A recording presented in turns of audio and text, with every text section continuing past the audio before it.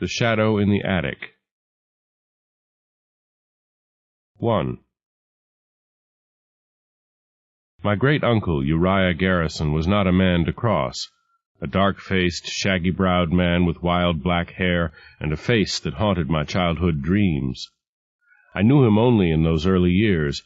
My father crossed him, and he died, strangely, smothered in his bed 100 miles from Arkham, where my great-uncle lived. My Aunt Sophia condemned him, and she died, tripped on a stair by nothing visible. How many others might there have been? Who knows? Who could do more than whisper fearfully of what dark powers were at Uriah Garrison's command? And of how much of what was said of him was superstitious gossip, baseless and malicious, none could say. We never saw him again after my father's death, my mother hating her uncle then, and until the day she died, though she never forgot him. Nor did I, either him or his gambrel-roofed house on Aylesbury Street, in that part of Arkham south of the Miskatonic River, not far from Hangman's Hill and its wooded graveyard. Indeed, Hangman's Brook flowed through his grounds, wooded, too, like the cemetery on the hill. I never forgot the shadowed house where he lived alone and had someone in, by night, to keep his house for him, the high-ceilinged rooms, the shunned attic which no one entered by day, and into which no one was permitted ever to go with a lamp or light of any kind, the small-paned windows that looked out upon the bushes and trees, the fan-lit doors. It was the kind of house that could not fail to lay its dark magic upon an impressionable young mind, and it did upon mine, filling me with brooding fancies and sometimes terrifying dreams, from which I started awake and fled to my mother's side, and one memorable night lost my way and came upon my great-uncle's housekeeper with her strange, emotionless, expressionless face. She stared at me, and I at her, as across unfathomable gulfs of space, before I turned and sped away, spurred by new fear imposed upon those engendered in dreams.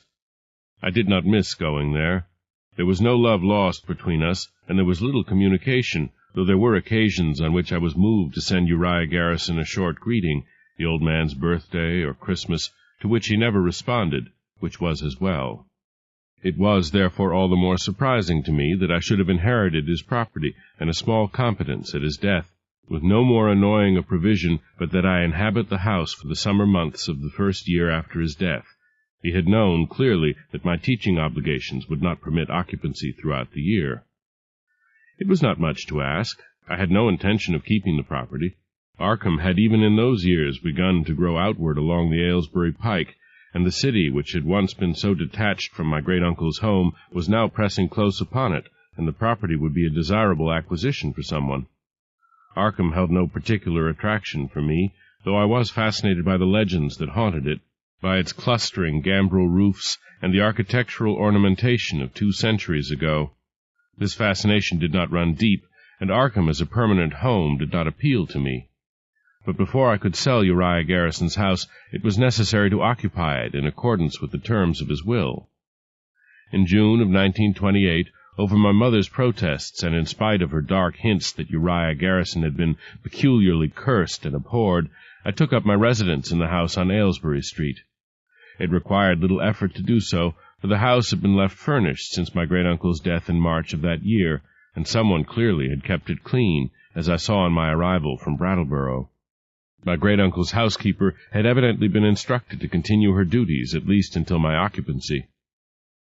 But my great-uncle's lawyer, an ancient fellow who still affected high collars and solemn black attire, knew nothing of any arrangements Uriah Garrison had made when I called upon him to investigate the provisions of the will. "I've never been in the house, Mr. Duncan," he said.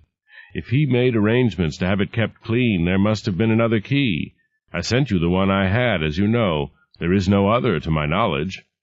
As for the provisions of my great-uncle's will, these were barrenly simple. I was merely to occupy the house through the months of June, July, and August, or for 90 days following my coming, if my teaching obligations made it impossible to take up occupancy on the 1st of June. There were no other conditions whatsoever, not even the ban on the attic room I had expected to see set down. "You may find the neighbors a trifle unfriendly at first," Mr. Saltonstall went on. "Your great-uncle was a man of odd habits, and he rebuffed the neighbors. I suppose he resented their moving into the neighborhood, and they, for their part, took umbrage at his independence, and made much of the fact that, because he took walks to the cemetery on Hangman's Hill, he seemed to prefer the company of the dead to that of the living.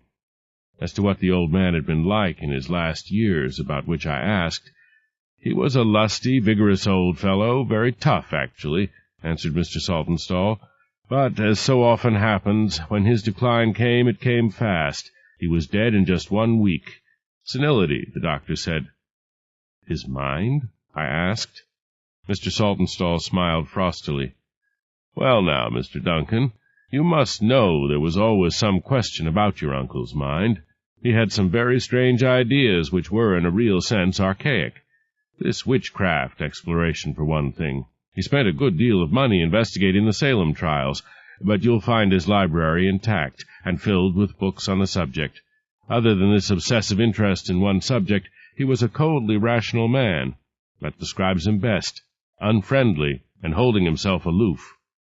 So great-uncle Uriah Garrison had not changed in the years that had intervened between my childhood and my late 20s. And the house had not changed, either. It still had that air of watchful waiting, like someone huddled together against the weather, waiting for a stagecoach. Nothing more recent, certainly, for the house was 200 years old, and, though well kept up, it had never been invaded by electricity, and its plumbing was archaic. Apart from its appointments and some aspects of its finishing lumber, the house had no value. Only the property on which it stood had considerable monetary worth in view of the expansion of Arkham along the Aylesbury Pike. The furniture was in cherry and mahogany and black walnut, and I more than half suspected that if Rhoda, my fiancée, saw it, she would want to keep it for our own house when we built one, and what with the money the sale of the property and the furniture might realize, we should be able to build that house, leaving my salary as an English department assistant and hers as an instructor in philology and archaeology to keep it up. 3 months' time was not long to do without electricity, and I could endure the ancient plumbing for those weeks, but I decided forthwith that I could not do without a telephone, so I drove into Arkham and ordered a telephone installed without delay. While I was in the business section, I stopped in at the telegraph office on Church Street and sent wires to both my mother and Rhoda, assuring them of my arrival and inviting Rhoda at her leisure to drive around and inspect my newly acquired property. I stopped long enough, too, for a good meal at one of the restaurants, bought a few necessary provisions for breakfast, however little inclined I might be toward building a fire in the old iron range in the kitchen, and went back fortified against hunger for the remainder of that day.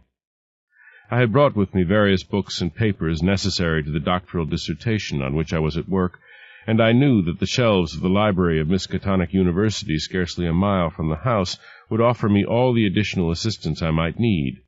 Thomas Hardy and the Wessex country hardly constituted a subject so obscure as to make necessary application to the Widener or some more expanded college library. So to that work I set myself until mid-evening of my first day in Uriah Garrison's old house, when, being tired, I went to bed in what had been my great-uncle's room on the second floor, rather than in the guest room on the ground floor. 2. Rhoda surprised me by coming to visit late the following day. She arrived without any prior notice, driving her own roadster. Rhoda Prentice. It was, actually, a ridiculously prim name for such a lively young lady, one so filled with excitement and so vigorously alive. I failed to hear her drive in, and was not aware of her until she opened the front door of the house and called out, "Adam, are you home?" I bounded out of the study where I was at work, by lamplight, for the day was dark and lowering with squalls, and there she stood, with her shoulder-length ash-blonde hair damp with raindrops, and her thin lips parted, and her candid blue eyes taking in what she could see of the house with lively curiosity. But when I took her in my arms, a faint tremor ran through her body. "How can you bear 3 months in this house?" she cried. "It was made for doctoral dissertations," I said. "There's nothing here to disturb me."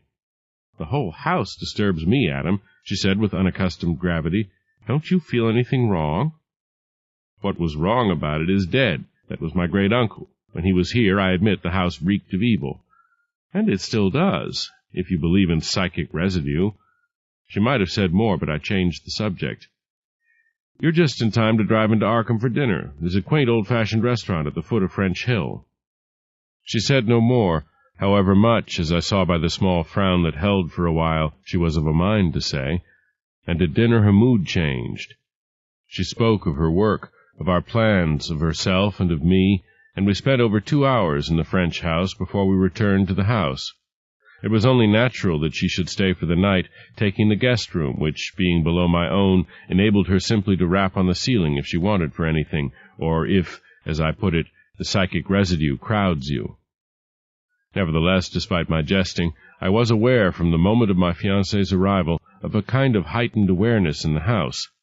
It was as if the house had shaken off its indolence, as if, suddenly, it had come upon need to be more alert, as if it apprehended some danger to itself in somehow learning of my intention to dispose of it to someone who would unfeelingly tear it down. This feeling grew throughout the evening, and with it a curious response that was basically sympathetic, unaccountably. Yet I suppose this should not have been so strange to me, since any house slowly assumes an atmosphere, and one of 2 centuries in age is undeniably more than a house less old. Indeed, it was the great number of such houses that lent to Arkham its chief distinction, not alone the architectural treasures, but the atmosphere of the houses, the lore and legendary of human lives come into being and spent in the relatively small confines of the city. And from that moment, too, I was aware of something on another plane about the house, not that Rhoda's intuitive reaction to it had been communicated to me, but simply that her arrival spurred events, the first of which took place that very night. I have thought afterward that Rhoda's appearance on the scene hastened the happenings that were bound to take place in any event, but which would, in the normal course of circumstances, have taken place more insidiously. We went to bed late that night. For my part, I fell asleep instantly, for the house was set well away from most of the city traffic, and there was nothing in the house of those settling and creaking noises so common to old houses. Below me, Rhoda still moved restlessly about, and she was still up and around when I drifted off. It was some time after midnight when I was awakened. I lay for a few seconds, growing to full wakefulness. What was it that had awakened me? A sound of breathing not my own? A nearby presence? Something on my bed? Or all these things together? I thrust forth a hand and encountered unmistakably a woman's naked breast. And at the same moment I was aware of her hot, fervid breath, and then instantaneously she was gone, the bed lightened. I felt rather than heard her movement toward the door of the bedroom. Fully awake now, I thrust back the light sheet covering me, for the night was sultry and humid, and got out of bed. With hands that trembled a little, I lit the lamp and stood there, undecided as to what to do. I was clad only in my shorts, and the experience had unsettled me more than I cared to say. I am ashamed to admit that I thought at first it had been Rhoda, which was only evidence of the mental confusion the incident had brought me to, for Rhoda was incapable of such an act. Had she wished to spend the night in my bed, she would have said as much. She had done so before this. Further, the breast I had touched was not Rhoda's. Her breasts were firm, beautifully rounded, and the breast of the woman who lay next to me on my bed was flaccid, large-nippled, and old, and the effect of it, unlike Rhoda's, was one of shuddering horror. I took up the lamp and stepped outside my room, determined to search the house. But at the moment of my entry into the hall, I heard, drifting down as if from somewhere outside, high up over the house, the wailing and screaming of a woman's voice, the voice of a woman being punished, only a drift of sound that grew more and more tenuous and was finally lost. It could not have lasted 30 seconds in all, but it was, in its way, as unmistakable as what I had felt beside me on my bed. I stood shaken, and in the end retreated to my bed and lay sleepless for over an hour, waiting for what might happen. Nothing did, and when at last I slept again, I had begun to wonder whether I had not confused dream with reality. But in the morning the cloud on Rhoda's face told me that something was wrong. She had got up to prepare breakfast for the 2 of us, and I came upon her in the kitchen. Without a greeting, she turned and said, "There was a woman in the house last night." "Then it wasn't a dream," I cried. "Who was she?" she demanded. I shook my head. "I wish I could tell you."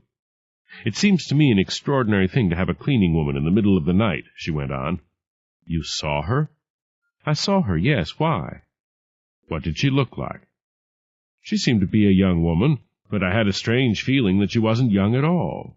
Her face was expressionless, fixed, Only her eyes seemed to be alive. "She saw you?" "I don't think so." "My great-uncle's cleaning woman," I cried. "That's who it must have been. I found the house clean when I came. You see how clean it is. He must never have left orders for her not to come again. I remember seeing her once when I was a child. He always had her in at night." "How utterly ridiculous! Uriah Garrison died in March, over 3 months ago. Only a cretin couldn't tell by this time that he was no longer alive. Who pays her?" "Who, indeed?" I could not answer. Furthermore, in the circumstances, I could not tell Rhoda of my experience in the night. I could only assure her that I had not seen a woman in the house since that night in my early years when I had inadvertently caught a glimpse of the cleaning woman at her work. "I remember having the same impression, too, the expressionlessness of her face," I said. "Adam, that was 20 years ago, perhaps more," Rhoda pointed out. "It couldn't be the same woman." "I shouldn't think so. Still, I suppose it isn't impossible, and in spite of what Mr. Saltonstall said, she must have a key." "It simply doesn't make sense, and you've hardly been here long enough to hire anyone yourself." "I didn't." "I believe it." "You wouldn't lift a finger to dust if you were drowning in it." She shrugged. "You'll have to find out who she is and put a stop to it. It won't do to have people gossiping, you know." On this note we sat down to breakfast, after which I knew Rhoda intended to be on her way. But the troubled frown remained on Rhoda's forehead, and she said very little during the meal, responding to my comments with only the briefest of monosyllables, until at last she burst forth with, "Oh, Adam, can't you feel it?" "Feel what?" "Something in this house wants you, Adam. I sense it. It's you the house wants." After my initial astonishment, I pointed out soberly that the house was an inanimate object. I was, to the best of my knowledge, the only living creature in it, exclusive of mice I may not have seen or heard, and that the house could not want or not want anything.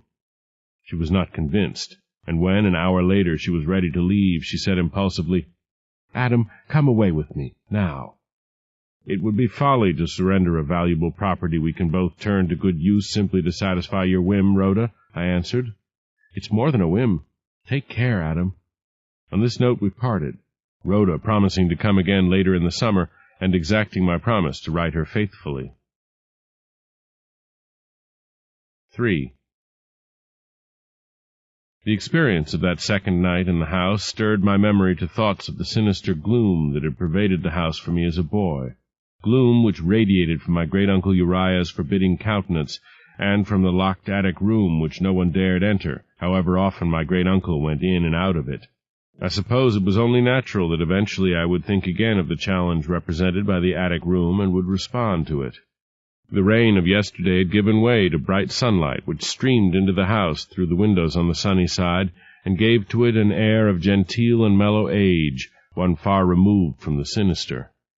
It was such a day as to make all that was dark and ominous seem very far away, and I did not hesitate to light a lamp to dispel the darkness in the windowless attic, and set out forthwith for the top of the old house, carrying along all the keys Mr. Saltonstall had surrendered to me. None was necessary, however. The attic room was unlocked. And empty, too, I thought, when I stepped into it. But not quite. A single chair stood in the middle of that gabled room, and on it lay a few prosaic objects, and one which could not be so described, some women's clothing, and a rubber mask, one of that kind which molds to the features of the wearer. I crossed to it astonished, and put the lamp down on the floor the better to examine the things on the chair.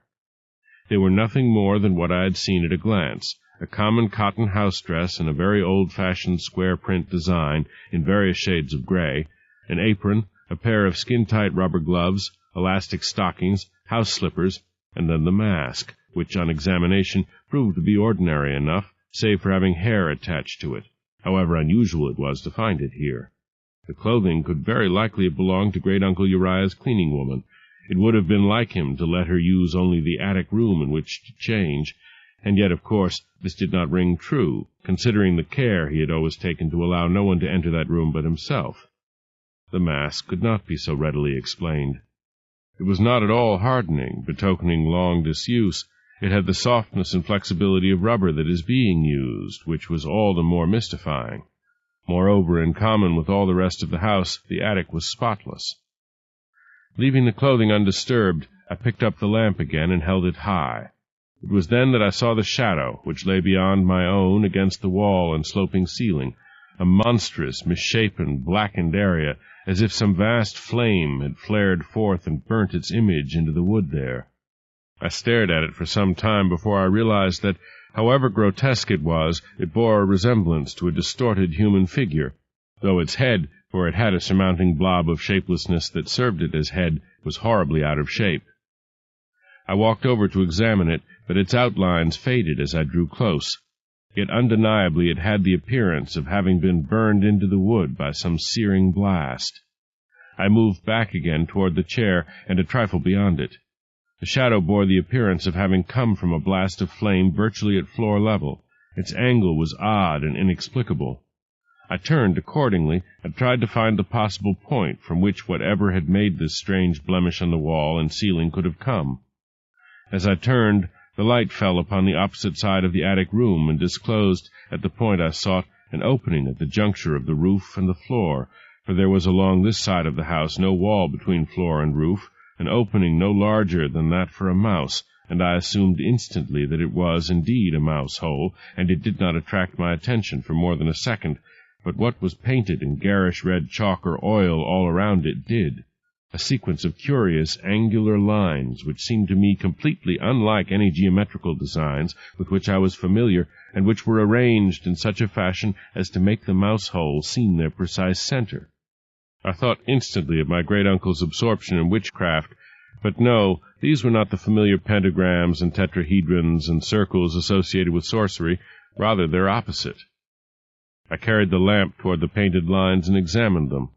Up close they were simply lines, no more, but from the middle of the attic they had a strange kind of design, essentially other-dimensional, I thought. There was no telling how long they had been there, but they did not seem to be of recent origin, that is, within the last 3 decades or so, and they might very well have been a century old. It was while I was pondering the meaning of the strange shadow and the painted lines opposite it that I began to grow aware of a kind of tension in the attic. It was actually indescribable. It felt, how curious it is to put it into words, as if the attic were holding its breath. I began to grow uneasy, as if not the attic but I were under observation, and the flame on the wick wavered and began to smoke, and the room seemed to grow dark.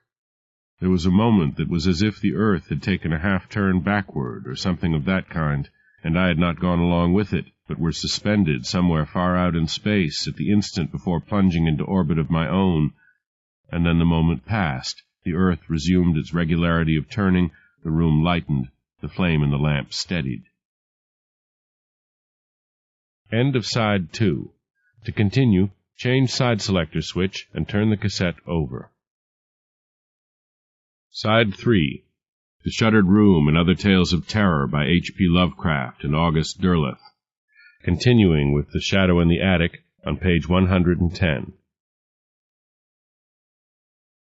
I left the attic in unseemly haste, with all the whispered lore of my childhood pressing after me out of the store of memories.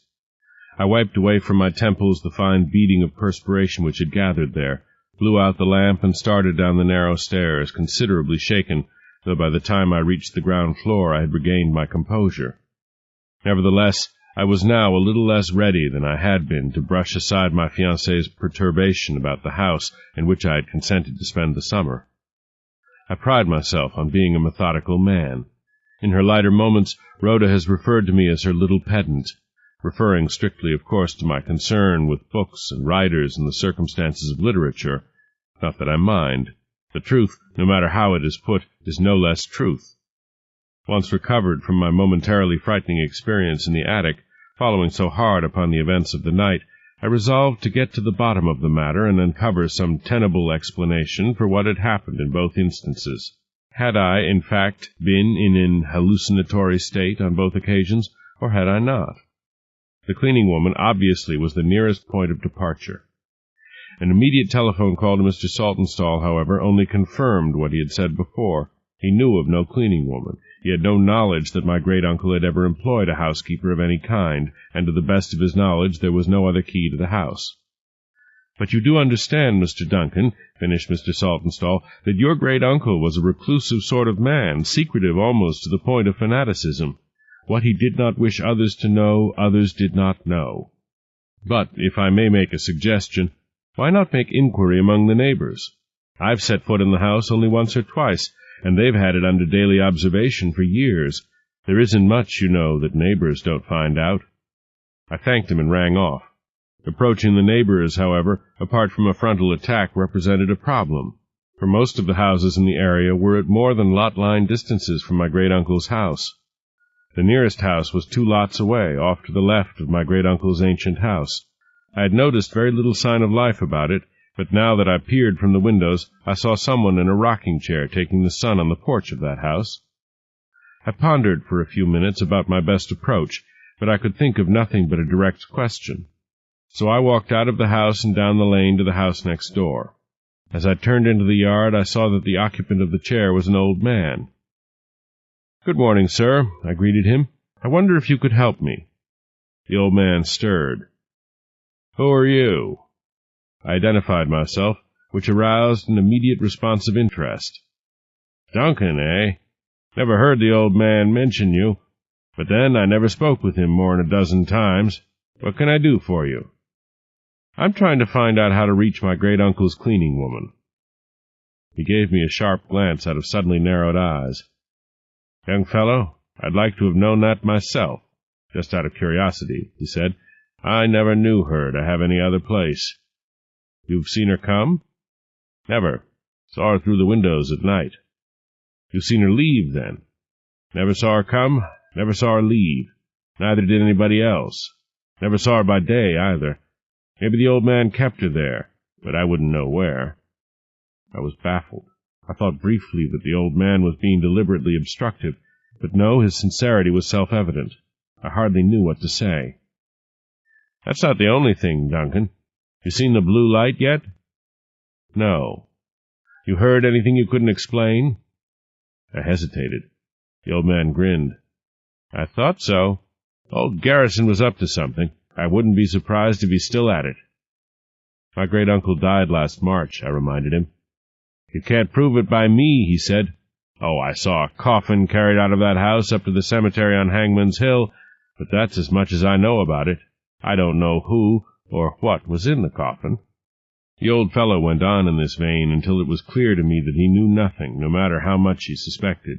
He gave me hints and innuendos, but nothing tangible, and the sum of what he hinted was little more than what I had known myself, that my great-uncle kept to himself, that he was engaged in some hellish business, and that he was better dead than alive, if in fact he were dead. He had concluded also that there was something wrong with my great-uncle's house. He did concede that, left alone, he did not trouble the neighbors, and he had been left strictly alone ever since old Mrs. Barton had gone to his house and upbraided him for keeping a woman there, and was found dead of a heart attack next morning at her home. Scared to death, they said. There was plainly no shortcut to information about my great-uncle to be had. Unlike the subject of my doctoral dissertation, there were no references in libraries, other than my great-uncle's own, to which I repaired at once, only to find there an almost solid array of books, both ancient and modern, on the subject of sorcery and witchcraft, and allied superstitions, the Malleus Maleficarum, for example, and very old books by Elias Magnus, Eunapius, De Rocha, and others. Few titles meant anything to me. I had never heard of Ananias de Natura Daemonum, or De Vignatis Quaestio de Lamus, or Stampa's Fuga Satanae. It was evident that my great-uncle had read his books, for they were marked up with annotations, principally cross-references, jotted down for his easy use. I had no difficulty reading the often ancient printing, but it was all on related themes. My great-uncle's interest ran not only to the ordinary practices of witchcraft and demonology, but to a persistent fascination with succubi, the retention of the essence from one existence to another, not apparently a reference to reincarnation, familiars, the wreaking of vengeance by means of sorcery, incantations, and the like. I had no intention of studying the books, but I took time to follow through some of his references on the essence, and found myself led from book to book from a discussion of the essence, or soul, or life force, as it was variously called, through chapters on transmigration and possession to a dissertation on taking over a new body by driving out the life force within and substituting one's own essence, the sort of rigmarole which might conceivably have appealed to an aging man on the threshold of death. I was still at work among the books when Rhoda called from Boston. Boston? I was astonished. You didn't get very far. No, she said. I just began to think about your great-uncle and stopped off here at the Widener to look at some of their rare books. Not on sorcery, I hazarded a guess. Yes. Adam, I think you ought to get out of that house. And just throw a tidy little inheritance over my shoulder? Not a chance. Please don't be stubborn. I've been doing some research. I know what a closed mind you have, but believe me, she said earnestly, your uncle was up to no good when he made that stipulation. He wants you there for a definite reason. Are you all right, Adam? Perfectly. Has anything happened? I told her in detail what had taken place. She listened in silence. When I had finished, she said again, I think you ought to leave, Adam. As she spoke, I was conscious of a growing irritation with her.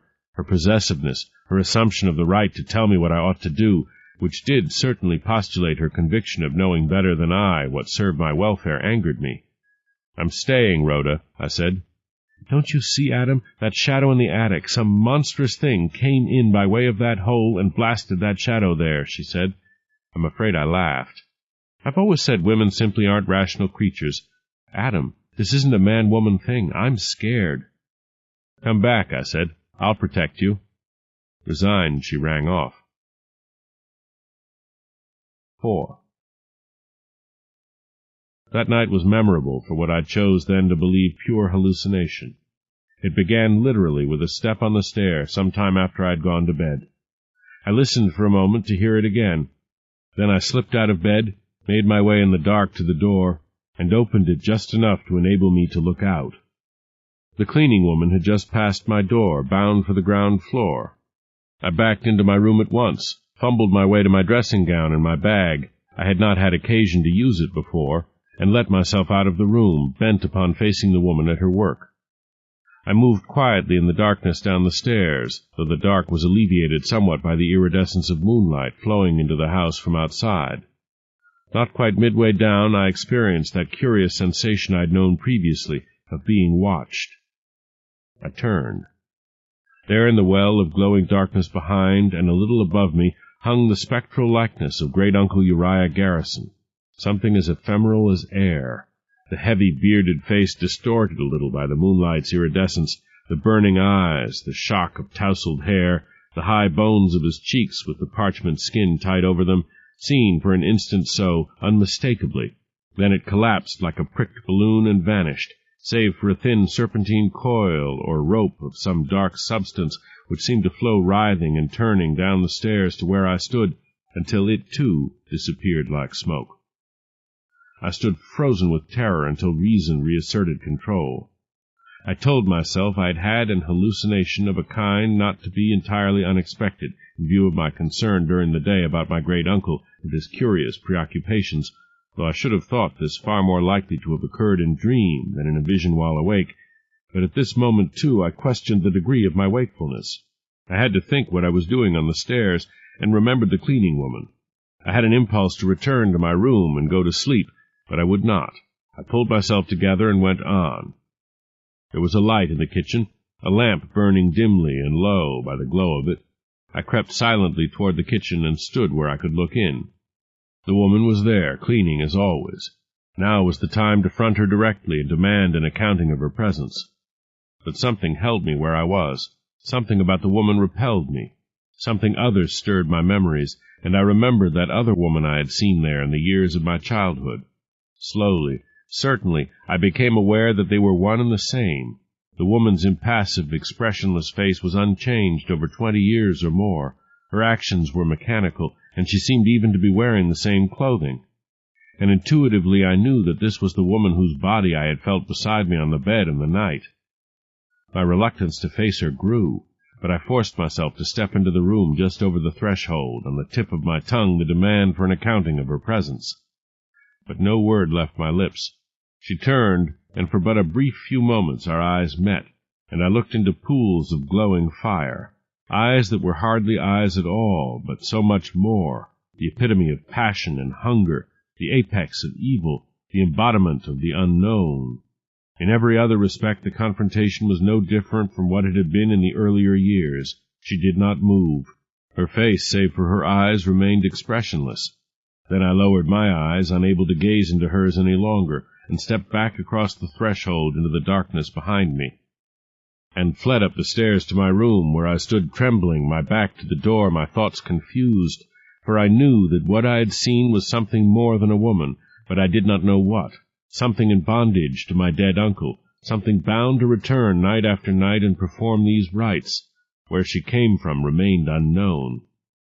It was while I still stood there that I heard her once again on the stairs, starting up from below. For a few moments I thought her bound for my room, as once before, and I felt myself grow cold with fear, but her steps carried her past, on to the stairs that led to the attic. As the sound of her steps receded, my courage returned, and emboldened I opened the door and looked out. All was in darkness. But no. Up at the top of the stairs, out from under the attic door, shone a blue glow. Even as I mounted to the attic, the blue glow began to fade. I stood with my ear pressed to the door listening. There was no sound. Pressed by mounting courage, I threw open the door.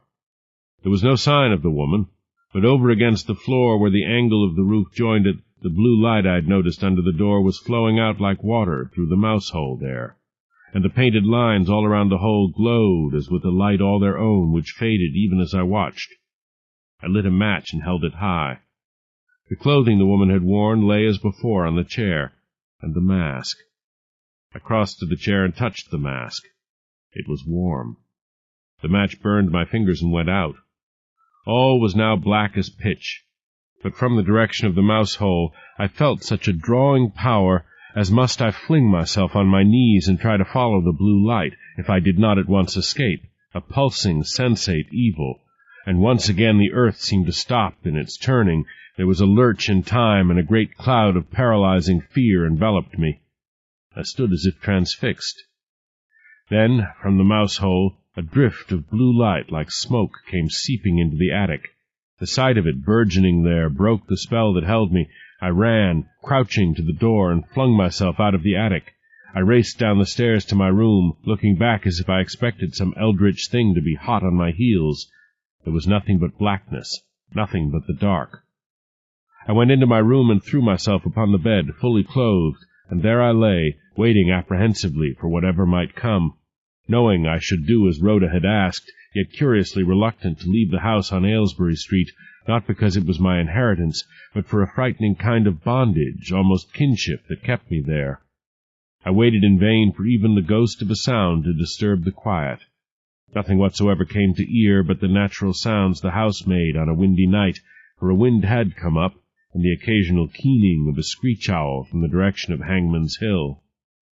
And presently I slept, fully clothed as I was, and in my sleep I dreamed that the blue light burgeoned and mushroomed into the attic, came flowing down the stairs and into the room where I lay, and out of the mouse-hole at the apex of the angle of roof and floor came to swell and grow the figures of the cleaning woman, now clad and rubber-masked, now hideous with age, now naked and beautiful as a young woman, and beside her my great-uncle Uriah Garrison, invading the house and the room, and at last me, a dream from which I woke bathed in perspiration on the edge of dawn, which lay pale blue in the room before it gave way to the roseate hue of the morning sky. What kept me awake, exhausted as I was the pounding at the outside door. I struggled to my feet and made my way to the door. Rhoda stood there. "Adam," she cried, "you look terrible." "Go away," I said. "We don't need you." I was momentarily shocked to hear my own words, but in a few moments I was resigned to them. I began to understand that I meant them. I resented Rhoda's interference, as if she thought I could not take care of myself. "So, I'm too late then," she said. "Go away," I said again. "Just leave us alone." She pushed past me and strode into the house. I went after her. She was bound for the study, and when she got there she put together my notes and manuscript for my hardy dissertation and confronted me with them. "You won't need these any more, will you?" she asked. "Take them," I said. "Take them all." She took them. "Goodbye, Adam," she said. "Goodbye, Rhoda," I said. I could hardly believe the evidence of my eyes, but Rhoda went, as meek as any lamb, and though I was still vaguely troubled by it, I was aware of a secret satisfaction at the way things were turning out. 5. I spent most of the rest of that day just relaxing and, in a sense, waiting upon the events of that night. It is impossible now to describe my frame of mind. All fear had left me, and I was consumed with a vivid curiosity, even with a kind of eagerness. The day dragged. I slept through part of it. I ate very little. My appetite now was for something no food could satisfy, and it did not trouble me that this was so. But the night and darkness came at last, and I set myself to waiting with keen anticipation for whatever might come from that room in the attic. I waited at first downstairs, but at last I understood that it was the room above, my great-uncle Uriah's old room, where I must wait upon the events of night in the house, so I went there and sat in the darkness. I waited while the night grew older, hearing the old clock downstairs strike the hours of 9 and 10 and 11. I expected to hear soon the step of the woman on the stair, the woman called Lilith, but it was the blue light that came first, seeping in under the door, as in my dream. But I was not sleeping. I was not dreaming. The blue light came, filling the room until I could just faintly see the naked form of the woman and the shaping form of great-uncle Uriah looming up with a writhing, twisting, serpentine coil reaching out from where he was taking shape to where I sat on the bed. And then something more, something that filled me with sudden terror. I smelled smoke, and I heard the crackling of flames. And from outside came Rhoda's voice, calling, "Adam! Adam!" The vision collapsed. The last thing I saw was the expression of terrible rage on my great-uncle's spectral face, the fury on the face of the woman changing in that light from that of a lissom girl to that of an ancient hag. Then I flung myself to the window and opened it. "Rhoda!" I cried. She had taken no chances. There was a ladder up against the window-sill. The house burned to the ground with everything in it. Its burning did not affect my great-uncle's will. As Mr. Saltonstall put it, I had been fulfilling his condition when circumstances beyond my control made it impossible to continue. So I did inherit the property, and I sold it, and Rhoda and I were married, in spite of her insistently feminine delusions. "I set fire to it myself," she said. She had spent the day after she had left with my papers and books at the library of Miskatonic University, famed for its collection of arcane books studying witchcraft lore. She had concluded that the spirit animating the house and responsible for the events in it was that of great-uncle Uriah Garrison, and that his sole reason for the condition that I must live there was to place me within his reach so that he could usurp my own life-force and take possession of my body. The woman was a succubus, perhaps his mistress, the mouse-hole obviously an opening into another dimension. Trust a woman to construe some kind of romantic angle out of even the most curious events. Succubus, indeed. There are times even now when her notions affect me. From time to time I find myself unsure of my own identity. Am I Adam Duncan or Uriah Garrison? It does no good to mention it to Rhoda. I did so once, and she said only, "It seems to have improved you, Adam." Women are fundamentally not rational creatures. Nothing will shake her free of her notions about the house on Aylesbury Street. It annoys me that I find myself unable to come up with a more rational explanation myself, one that will satisfy all the questions that occur to me when I sit down and think about the events in which I played such a small, if motivating, part.